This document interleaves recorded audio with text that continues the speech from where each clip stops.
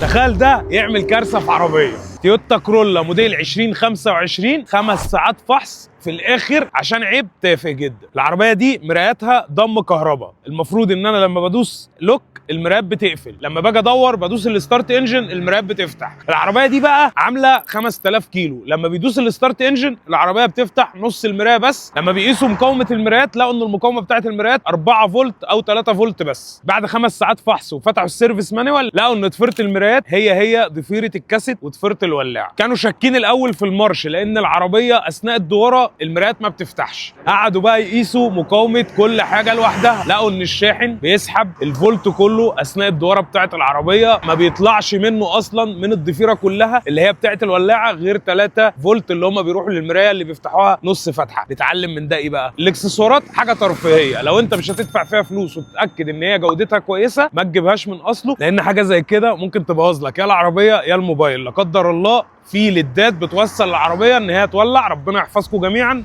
سلام.